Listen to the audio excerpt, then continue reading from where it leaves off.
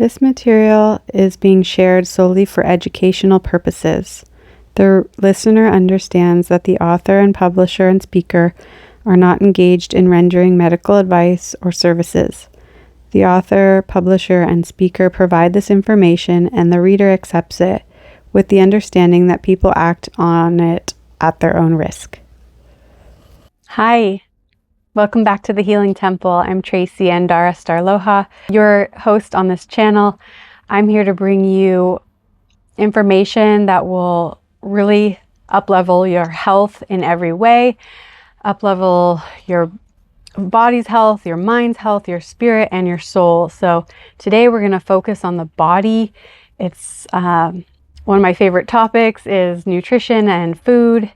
And I wanted to share with you more about the diet that I'm on. I did a video last month about the diet. It's called the raw Primal diet, and it was invented and discovered by a man named Aajonus Vonderplanitz.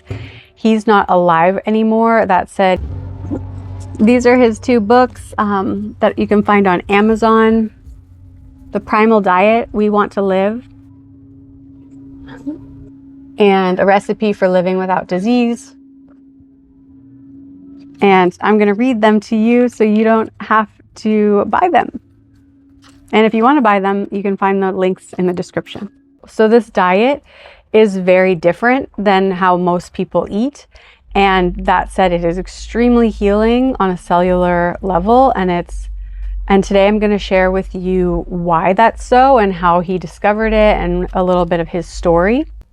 And I also want to share with you why I even started it myself and how I found it, if you haven't watched the other video. So I can go back to the beginning. I was a C-section baby, so I didn't get the microbiome from my mother's vaginal canal that most people get when they're born through the vaginal canal. That was how I started out. That said, I was breastfed for 11 months, so I got some great nutrition there. In my childhood, I ate a lot of candy and sugar, and I think that really damaged some of my organs and my brain and other cells. And then in college, I drank a lot. Probably about 6 years straight, I was drinking very often. All kinds of things, a lot of liquor and such. I've stopped drinking at 25 and now I'm 38, so I've had a good run without alcohol. That said, it definitely damaged my system. I believe it hurt my liver and it damaged my microbiome further. Then when I lived in Hawaii for 8 years, I was doing a lot of healing work, eating really well, wasn't doing any drugs. That said, I started doing cleansing, and I really loved cleansing. One time I was doing a cleanse and I got the flu while I was doing the cleanse, and I was living in a really moldy environment. So it was like the perfect storm for allowing mold to kind of attack and systemically infiltrate my body. And it's pretty rare if you don't live in a really tropical place that this would happen. So don't worry that this would happen to you. That said, it happened to me, and it was really difficult. Dealing with the symptoms was extremely difficult and bewildering and mysterious. I had all kinds of skin eruptions and didn't really get it figured out till 5 years into the infestation. I've always had also like a fungal thing, like I've had athlete's foot since I was 16 on my toe, and I think I got some kind of strep or staph as well systemically when I was living in Hawaii. So yeah, so I'm on a healing journey to heal all of that. Like I said, my start was pretty poor. I was disadvantaged with how with my baseline health, with all the sugar and alcohol. And I hope that if you're hearing this, you can stop those things as soon as possible or avoid them. And just be aware that they're very damaging to health. So that's my story. Now I'm healing and using this diet to cure myself. He does offer honey in a lot of his recipes. I can't do anything sweet, any sugars at all, because it feeds the bacteria and fungus. That said, he does say bacteria and fungus are a part of the healing process. They actually help eat up damaged cells. So with the information in this book, I know that the bacteria and fungus that my body has, it's there for a reason, and I don't have to be scared that it'll be there forever. It's just doing something now, and eventually when its job is done, it'll leave. And this diet will help their job be done because it's going to repair all the cells on a foundational level. So I want to go into the book now because that's what this episode is dedicated to. It's reading to you straight from this book, The Recipe for Living Without Disease. And it introduces Aajonus' point of view and why he thinks this raw primal diet is essential for healing and why we all actually need healing. Even if you don't have symptoms, eating cooked food can actually cause negative effects in the body. And so to avoid that and to live longer and have happier, healthier cells throughout your life, you can take notes from this book and know how to optimize your health, even if you're healthy, and how to create a longer lasting life for yourself. The first chapter of The Recipe for Living Without Disease is called, Are We Safe? According to the world-renowned Dr. Samuel Epstein, MD, 1 of every 2.5 people develops cancer. Why has the cancer rate increased from 1 in 8,000 in the year 1906 to 1 in 2.5? Considering all of the other diseases and those yet to come, what are our chances of developing disease in our lifetime? 100%. What are the odds that hospitals, doctors, insurance companies, and HMOs will decide that it is too expensive to treat us? How many insurance companies will deny us or fail and seek bankruptcy? According to recent estimates, 50% of possible medical treatment is withheld because of cost savings. Trends indicate that in 10 years, few people will have access to medical treatments other than drugs. Why do we continue to hear from the media that medical science is on the verge of freeing us from disease? I'm going to pause there so I can tell you when this book was written. It says copyright 2002. So it's already been 10 years. With the extremely low success rate of medical treatments, what are the odds that medical therapies will be a waste of our time, money, and health? What are the chances that we will get medical-induced diseases from doctors, hospitals, and medication? The Journal of the American Medical Association reported from university research that conservatively, 137,000 hospital deaths and 2.1 million serious hospital injuries occur each year from medication. Additionally, consider the conservative estimate that the non-hospital medication deaths and injuries may be 5 million per year. Plus, medical therapies cause over 2 million diseases per year. With those statistics, should we trust medical treatments? Do we want to risk those frightful odds? Would we be more secure in living lifestyles that ensure better health and freedom from disease at a fraction of the cost of medical treatments? How I discovered what health is. I am compelled to tell you my story. It may save many lives from falling into the same fate that I did with medical treatment. I am one of the statistics cited above. My experiences were traumatic and true.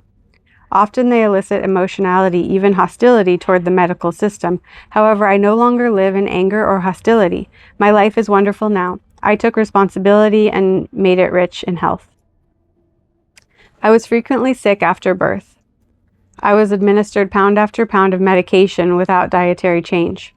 Family, teachers, the media, doctors, and scientists convinced me to believe that disease is a natural phenomenon to which mainly weak-minded individuals succumb. I was considered weak and useless. Instead of getting healthier with medical therapy, I got worse. Some people said that I suffered at the mercy of God, karma, or nature. Others said that I was the product of genetic mishap. I was conditioned to believe that a few pills or injections would cure my problems. Then I was led to believe that several pounds of pills or injections were needed. I was indoctrinated to believe that medication is all important and that the quality of our food is of little consequence. My first 20 years were full of illness, including developmental autism. At 20, I was diagnosed with a stomach ulcer. Medical treatment turned the ulcer into cancer. The doctors treated me as if I were stupid if I did not do what they demanded. They told me that I would suffer beyond belief and die quickly. They traumatized me into believing that I had to let them cut and restructure my stomach, expose me to radiation, and infuse me with chemotherapy. Doctors did not tell me that for every one cancer cell that is burned by radiation, 100 million healthy cells are burned.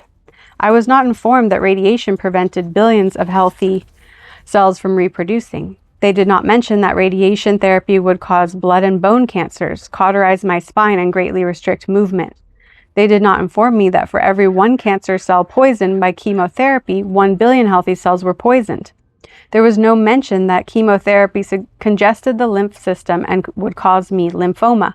They did not tell me that all of their cancer treatments prevented proper healing, or that they would give me psoriasis and bursitis. They did not warn me that chemotherapy would damage my kidneys and bladder. I learned the hard way that probably I would not be able to live without a diaper. The horror stories I heard about what would happen if I did not attack the cancer would have been a lot less traumatic than what I experienced with treatment. Doctors said that those therapies would be helpful and extend my life, possibly conquer my cancers. My life deteriorated rapidly within weeks after each therapy ended. The treatments rendered me suicidal in despair. Rather than speak rationally about the facts of cancer treatment, doctors terrorized me into believing them. I call it terrorism because their advice and stories left me so completely traumatized that I did anything they prescribed, whether rational or not, based on true science or not. Too late, I comprehended that the foundation and structure of medicine is disease, not wellness. I learned that doctors know little or nothing about health and healing. I discovered that medical doctors' prejudices and fears do not accept rationale or empirical evidence when it comes to food, bacteria, viruses, parasites, disease, and pollution. Doctors have been trained to attack microbes. We are treated with drugs that most often do not work. When they work, the effects are usually temporary and addictive. All drugs have side effects. After doctors crippled me and gave me a definite 3 months death sentence, I began to reject medical therapies. Through searching and trial and error, I discovered alternative approaches to wellness. One of my first realizations came a year after one of my doctors severed all of the vagus nerves to my stomach as treatment for the cancerous stomach ulcer. After the fact, he explained that I would never be able to eat fresh, raw food again because my stomach would never again produce hydrochloric acid. After surgery, I noticed that foods did affect me radically. Consequently, I realized that food affects health. When I was given the ultimate death sentence a year after stomach surgery and suffering with a normal cooked diet, I experimented and ate the opposite of what the doctors prescribed. I discovered that I digested fresh, raw foods very well, except for whole vegetables. I felt a little better. Chapter 2: Origin of Disease. I began to explore theories that were not embraced by the medical profession. One theory with substantial support of documentation is that we are industrially, environmentally, dietarily, and medicinally poisoning ourselves into disease. That theory generated the movements toward ecology and health food. Very little contemporary scientific research has been funded to discover the truths proposed by these movements. We have plenty of evidence that environmental pollution is hazardous and creates volatile toxins. We have proof that cooking and processing alter the chemical properties of food, destroying nutrients and creating volatile toxins. We know that deficiencies in volatile toxins cause disease. We simply need to connect the dots. Deficiencies and toxicity, not microbes, cause loss of cellular integrity and degeneration, resulting in disease. Consumption of any cooked food or processed food and exposure to pollution create toxicity, imbalances, and deficiencies. When enough toxicity accumulates, resulting in compound cellular damage and degeneration, disease develops. I present evidence on pages 153 to 158. Chapter 3: How much toxicity does it take to develop disease, and how do we reverse it? We experience degenerative conditions and symptoms from accumulated toxins. For some people, a little toxicity is enough to create disease. In weaker individuals, often the mothers had not eaten a healthy diet and or had been exposed to toxins, including medication and cleaning compounds. The toxins flowed from mother's blood and accumulated in the fetuses. Toxins must be dissolved and discarded. Tests have proved that the accumulations of the byproducts formed and released from dissolving or discarding toxins must also be isolated and removed. That isolation, dissolution, neutralization, secretion, and excretion of toxins is called detoxification. Symptoms such as nausea, vomit, diarrhea, edema, failed appetite, insomnia, aches and pains, lethargy, impotence, weight loss, colds, flu, fever, and even immobility are indications of detoxification. Detoxification is necessary to reverse disease. It is our body's way of cleansing themselves of toxins. Swelling occurs during periods when massive toxins inundate the blood and/or tissues, such as after injury, including poison. Swelling is a sign of increased circulation requiring to dilute and remove toxins and to increase nutrients to toxic areas. Healing follows detoxification. Proper healing is when the body reproduces cells to repopulate areas where toxins destroyed cells. Improper healing occurs when our bodies cannot reproduce cells because of deficiencies. Our bodies must relocate live or mummified cells, scar tissue, from other parts of our bodies when our cells cannot reproduce. That process weakens the entire body. What are the nutrients for proper detoxification and healing? Chapter 4, Journey to Optimal Health. I tried many alternatives to medical therapies. The only alternative that was effective and long-lasting was a particular raw food diet. Over many years, it completely reversed my cancers, as well as my juvenile diabetes, psoriasis, angina, bursitis, and developmental autism. I discovered that particular raw foods and particular raw food combinations gradually reversed almost every disease, 90% of the time, as long as I did not accept medical therapies. Although sometimes I experienced reduction in symptoms, I observed less overall recovery when I used medication, medical therapies, or dietary supplements. Medication, medical therapies, and supplements often stop symptoms while they further compromise and/or destroy health. I will discuss this more on pages 159 to 161. Empirical evidence proved to me that the health of an individual depends greatly on what he or she eats and how food is prepared and combined.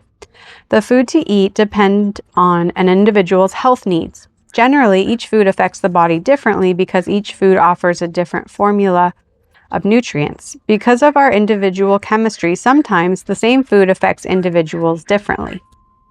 Over a 33-year period, empirical and scientific evidence proved to me that raw, unheated, uncooked, non-irradiated, unprocessed food promotes and generates good health and well-being and reverses disease.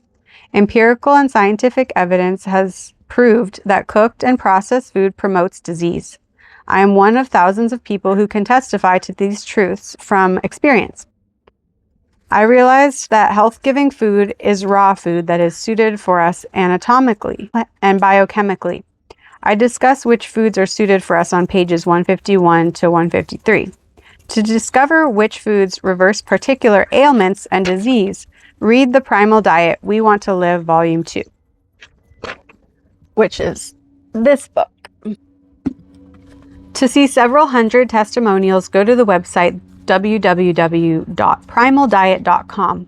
If you are interested in my journey and others' case histories of disease reversals with diet and to discover specific foods that have proved to beneficially affect an individual's health, read The Primal Diet, We Want to Live, Volume 1, also that book. Chapter 5, Man's Dietary Origin, Humans Lived Without Disease.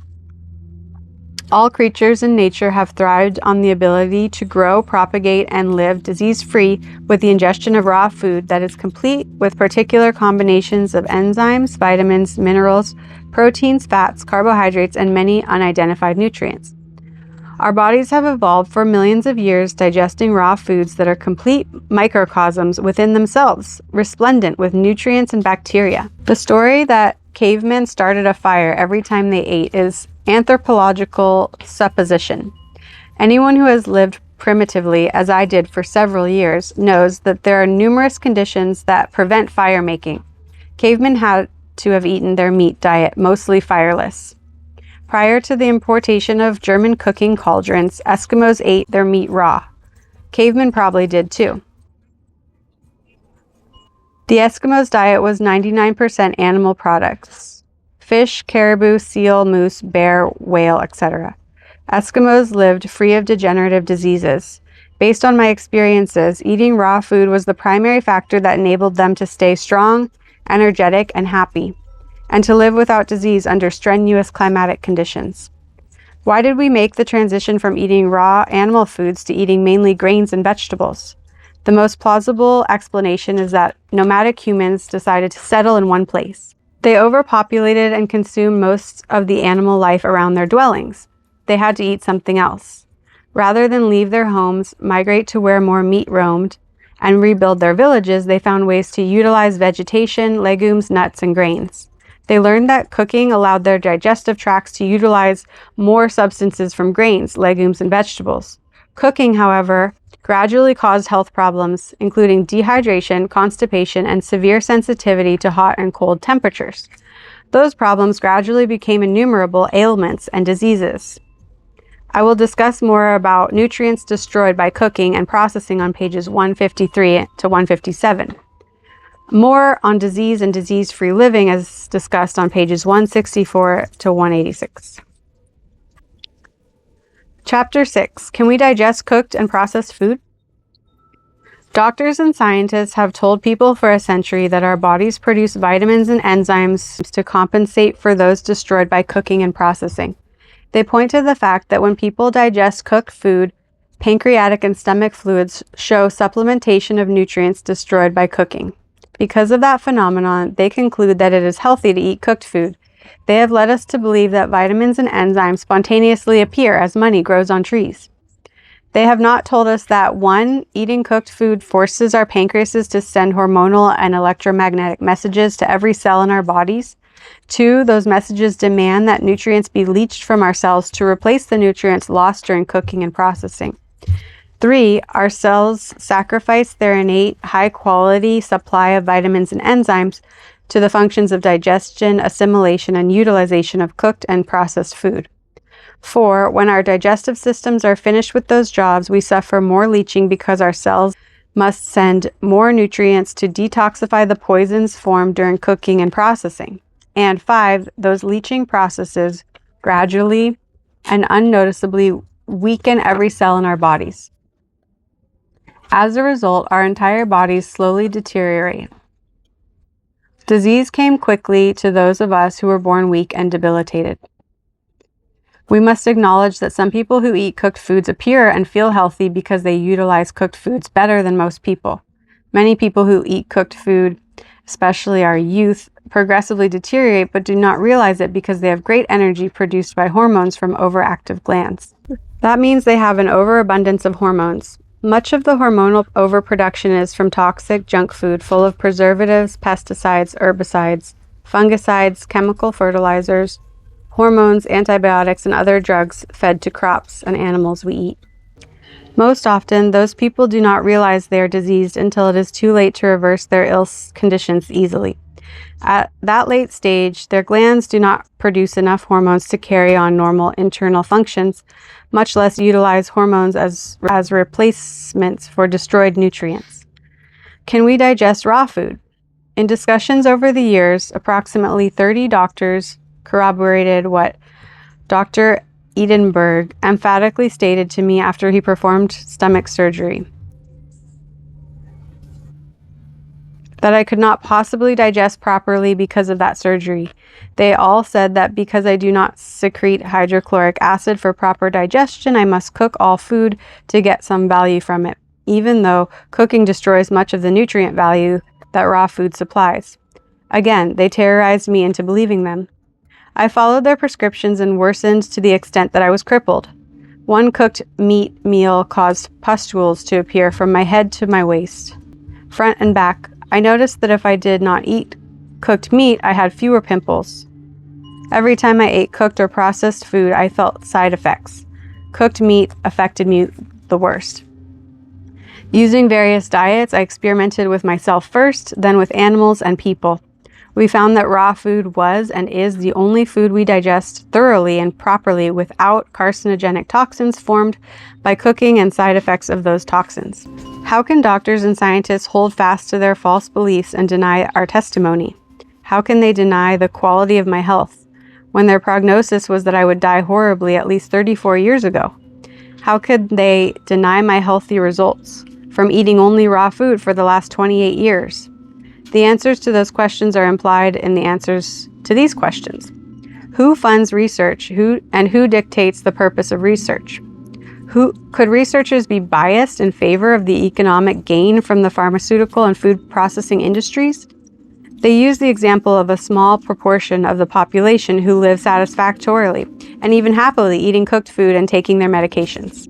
Researchers dictate what doctors believe. Most doctors, academia, and the media accept researchers' speculations as truth written in stone. People have been conditioned in the name of advanced technological living, and anything raw or primitive is bad, and that technology is at any price is good. The words raw and primitive have been propagandized to mean unclean, gross, and disease-causing. The processed food industry, with its well-paid scientists and marketeers, and with government help from the USDA and FDA, blurred the meanings of the words natural, organic, raw, and uncooked. They have deliberately confused us about what truly gives to and takes away from our health. Empirical evidence proved erroneous the supposition that raw food is hard to digest and dangerous. Thousands of people and I are living on examples that raw food digests and assimilates wonderfully. It is true that most humans cannot properly digest the leaves, stalks, and roots of whole raw vegetables, including seaweeds and dried algae. A human is not an herbivore. The key to digesting vegetation is to drink raw vegetable juices and eliminate the pulp. Raw vegetable juices are our best vitamin, enzyme, and mineral supplements. More about our digestive abilities on pages 151 to 153. A diet of mainly raw meat, raw eggs, and raw dairy proved to be safe, easily digested, and the most nutritious. Chapter 7. Should we worry about bacteria? Bacterial concern is a phobia that has swept the civilized world. Our natural food supply is being annihilated because of it. We must look rationally at the bacterial issue. Consider the fact that many tribes ate primarily unsalted raw meat, unsalted raw fats, and/or unsalted raw dairy products from the beginning. They did not wash their hands or sterilize their food before eating. Every form of natural bacteria, including Salmonella, E. coli, and Campylobacter, were eaten with their food abundantly and consistently.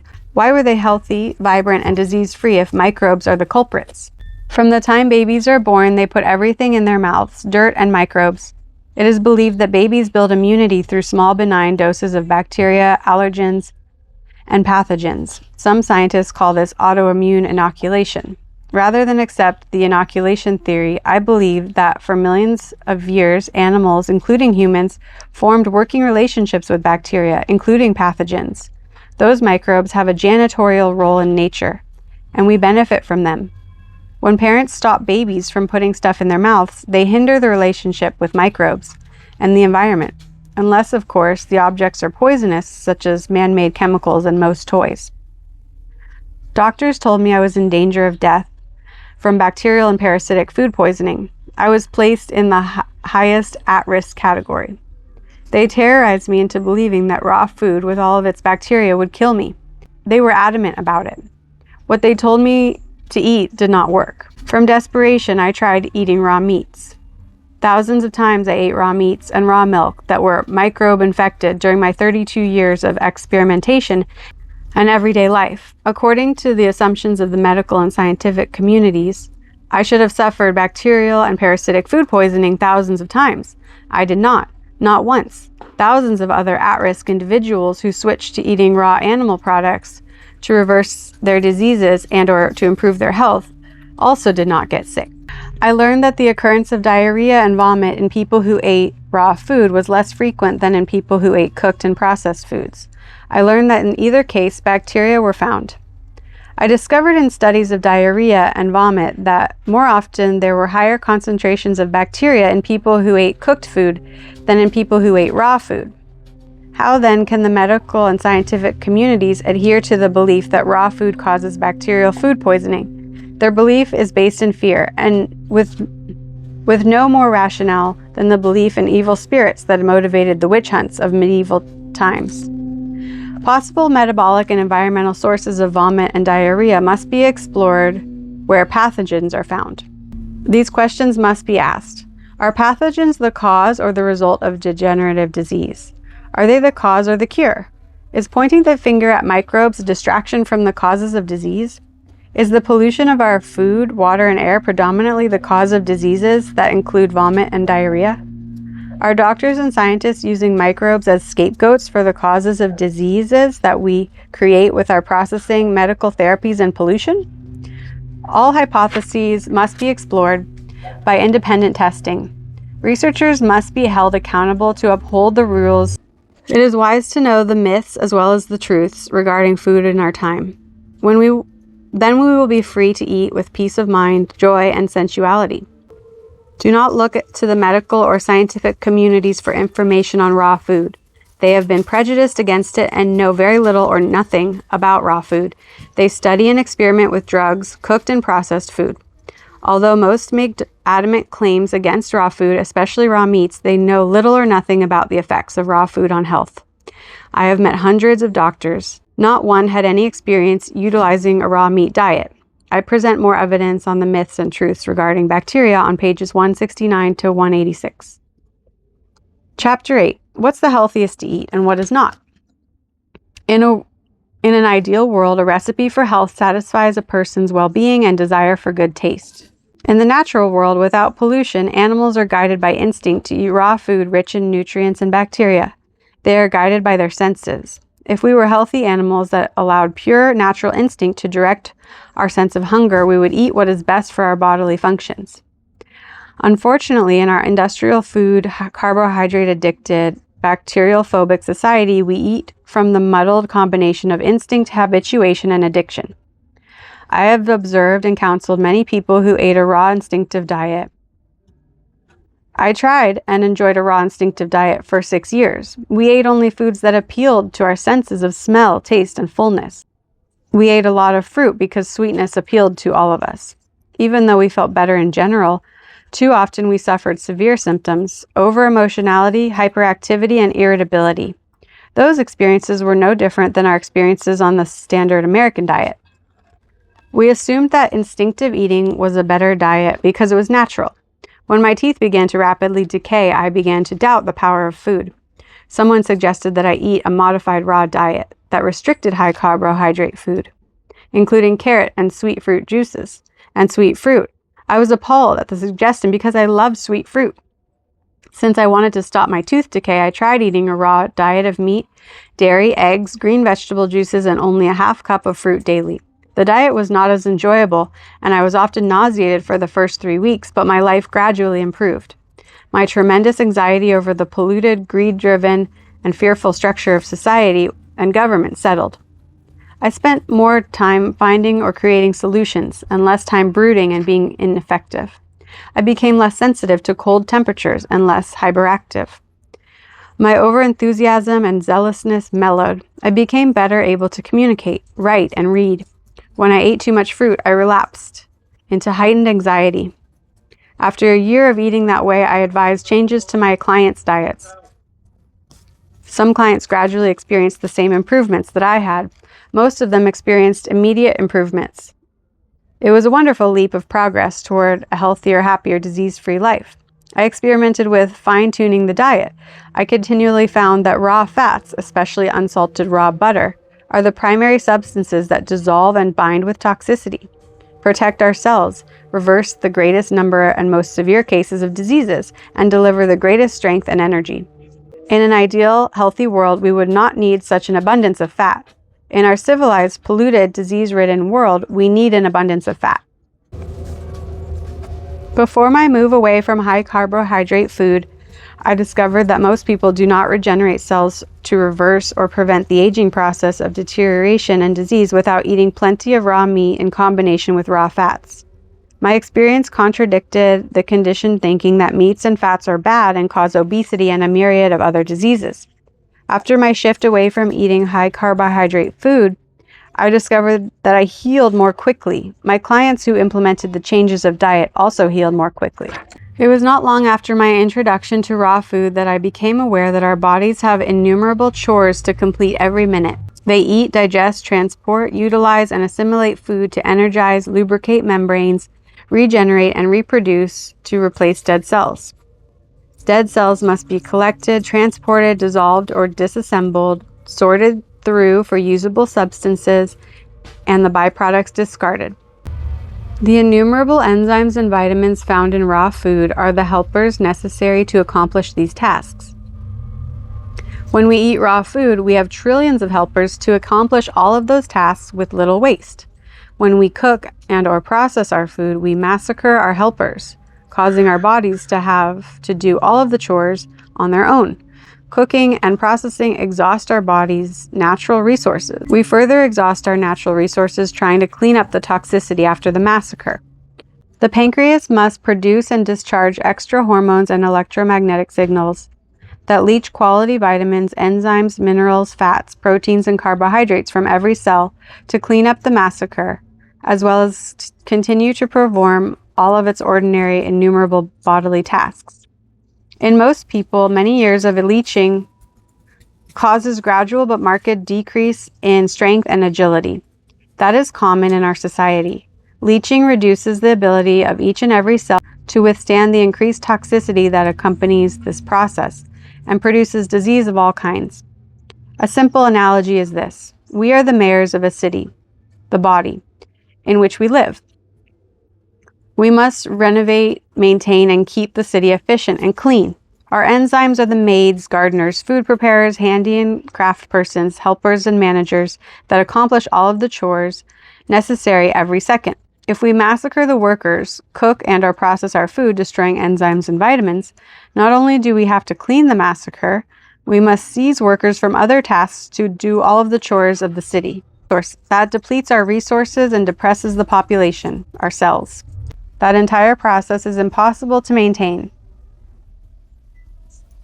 We cannot properly accomplish the chores. Pollution collects and creates a toxic environment within the city, and the city deteriorates.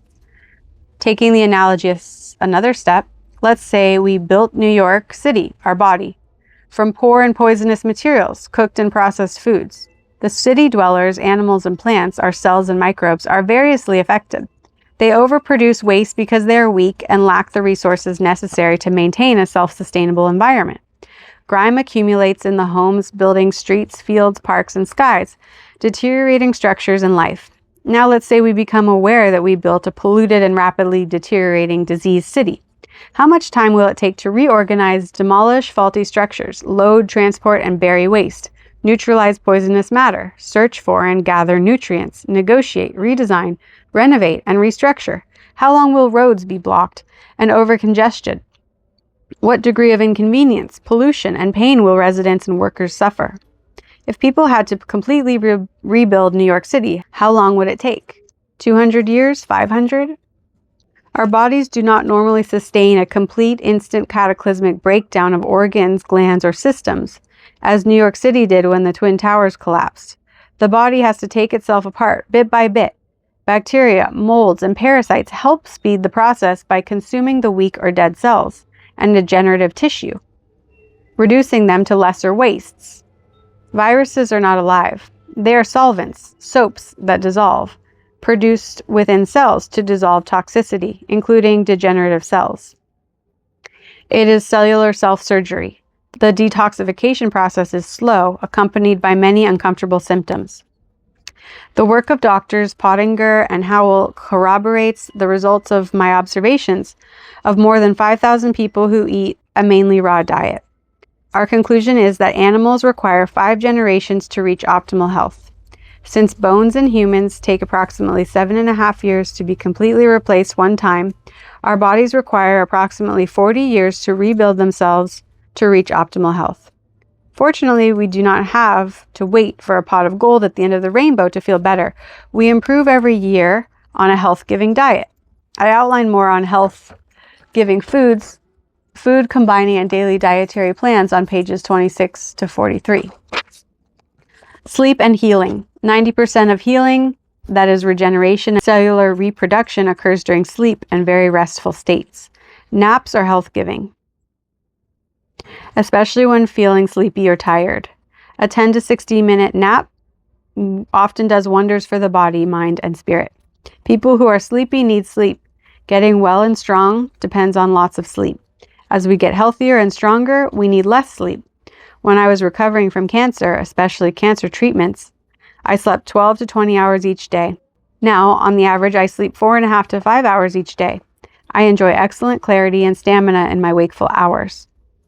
2 to 6 days each month, I may sleep 6 to 8 hours. I usually take a 10 to 60-minute nap every day. Bowel movements. The number and volume of bowel movements depends on the food, health of intestinal bacteria, and amount of toxins that enter the bowels. One movement every 1 to 3 days may be appropriate for one individual, while 5 movements in a single day may be appropriate for another individual. Frequency, volume, and consistency naturally vary and should not be a concern unless there is considerable discomfort. If constipation is a problem, I suggest that you eat more raw, unsalted butter. Also see pages 148 to 150. So that was volume 1, chapter 1 through 8.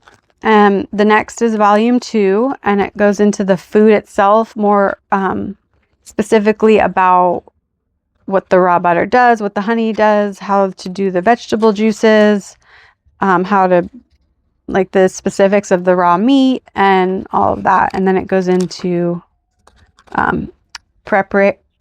recipes and food preparation. And then there's more. Volume 3 has more details on how the cooked food affects us and how to just consider all these different, like, detailed things about health, like, and why supplements don't really work well and all of this stuff. So I'm going to stop there for today, and I'm going to make another video for volume for the rest of the book so that you can just hear it from me and you don't have to buy it. But if you do want to buy it, feel free to get it in the link below. So this is hopefully illuminating to you what cooked food is doing to you and what raw food could do to help you.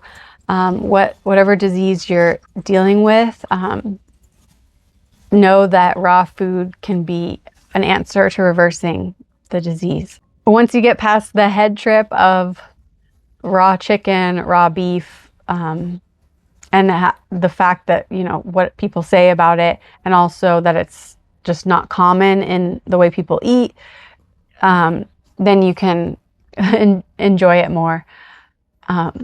It's important this day and age, in the age of Aquarius, to be comfortable being different. We don't have to do what everyone else does. What everyone else does is unhealthy. The disease rates are really high. Like he said, 1 out of 2.5 people have cancer. Like, do you want to be one of those people? No, I don't think you do. So just really being aware that of all the pollution and the toxins that are accumulating and how to reduce that is really important if you want to live a healthy, strong, happy life, which I really want for you. So whatever disease you might be dealing with, know that this will help you, hands down, because he's worked with people with all kinds of diseases. All right, I'm going to end the video now, and I'm going to post the videos of me reading the rest of the book either in the description or just right here in a pop-up. And I'm just so grateful you came on this journey with me today and you listened to the end. It's amazing. It says a lot about who you are as a person, someone who's curious and open-minded and willing to evolve and focus on their health so that they can be better humans in society, for their family, for the whole. What I see is that we are each cells in the whole, and if we're healthy, we can contribute to the health of the whole. If we're unhealthy, we can't. So our individual health really matters. And I know that I've felt so healthy on this diet and just able to do things in my life that I never thought I could do. So I'm gonna continue sharing the journey with you of my health, and I hope that you stay on it with me, and feel free to ask any questions in the comments and share your thoughts and opinions, and share this video with somebody who you think might really love this content. All right, blessings to you and your whole being. Take care, and I'll see you in the next video. Aloha.